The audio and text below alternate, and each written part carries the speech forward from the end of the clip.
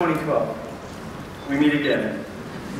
I'd first like to express how honored both Kaustubh and I are to have been elected to speak here by the grid. It is truly a wonderful privilege, and we are proud to speak on their behalf. I trust many of us have recovered from the vast assortment of ailments procured on our famed grad trip to Britain, or Mallorca, sorry.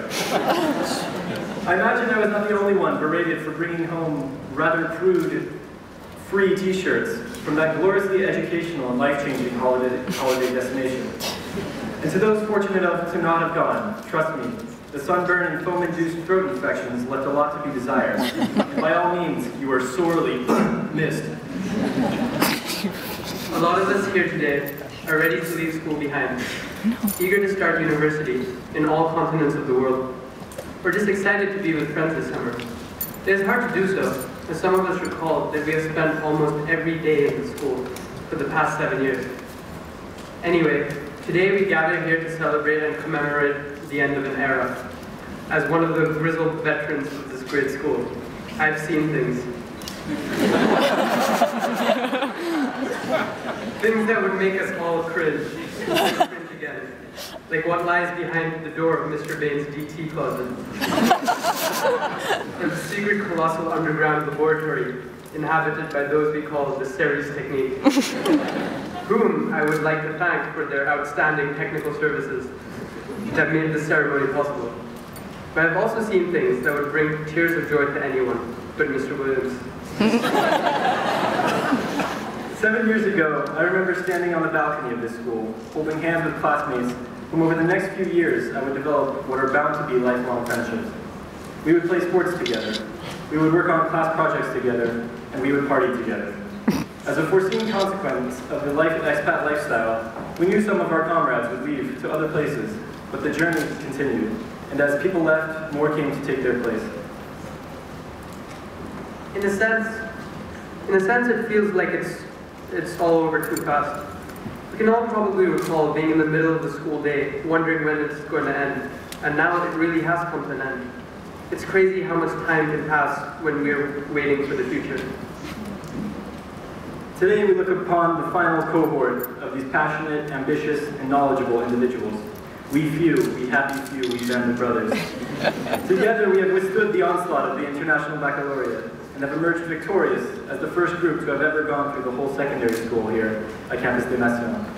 We endured the encouraging yet stinging whip of Mrs. Juniper. We trudged through the relentless march of the extended essay, and when it came time for our finals, we pulled through by the skin of our teeth. However, if we really try, we can remember moments that had lasting effects. I remember Mr. Ron's lecture on Albert Einstein and learning how much common sense can blind us. Or reading Homo Faber with Mr. Moore and learning about the pitfalls of being too rational. In the end, we will forget and probably not need all the facts that we pushed down our heads in the past 4 months. But there will be situations when we may have to question our common sense or rationality and can actually turn to our education. For this, I want to thank all our teachers who really cared for our well-being and made their subjects as interesting as possible. Our teachers probably also want to congratulate us.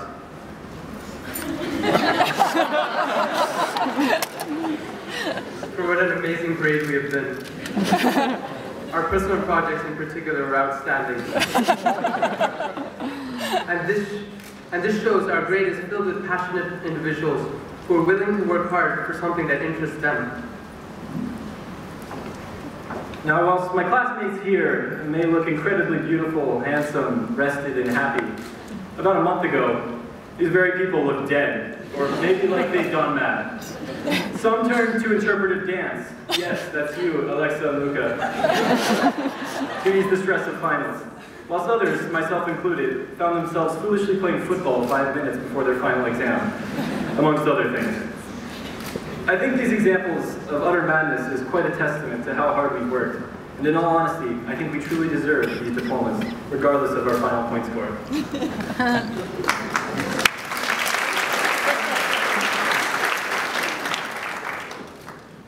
Most of us are probably not eager to leave behind friends. We will make new friends at university, but it will not be quite the same.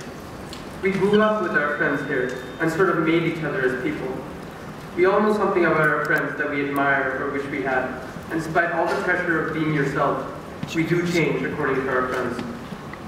Another party that greatly influences us, but we probably take for granted, is our parents. Our parents poured in a great amount of care, effort, and money for our cause and education. Our lives have so far been mostly trouble-free, largely due to our parents. And trust me, we will miss much more than your financing of our weekly excursions to Cornwall or our famed grad trip. When I go back to the US and tell people, yeah, I live in Switzerland, a few tend to proceed to ask me if I speak Swiss or Swedish. Of course, as the sophisticated, worldly young man that I am, I feel inclined to scoff and turn my cheek to these lowly hillbillies. But then I remember how lucky and privileged I am to know that we speak 4 languages in Switzerland. And lucky and privileged I am to learn and aspire in such an accepting and internationally minded community. And how lucky and privileged I am to have friends from different hemispheres, let alone states. Here lies the beauty of this school and others like ours. It's places like these where national, political, racial, and gender differences are set aside for the sake of the progressive education of the world's youth. For way too much time, we're disconnected with the present, waiting for the weekend or the next holidays. In this mindset, 7 years can just fly by, and you end up missing everything. Instead, try taking any situation in front of you and making the most of it, and not being a passive bystander. Unless you're Mohab or Medun about to take a bird bath.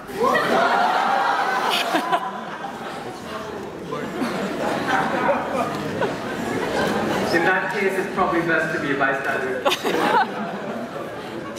And that leads me to my final words, ones that I plan my entire speech accordingly so I can conclude with them. I would like to wish all my fellow graduates good luck for the future, and request them to keep in contact, remember your roots, and never be passive, because you only live once. YOLO!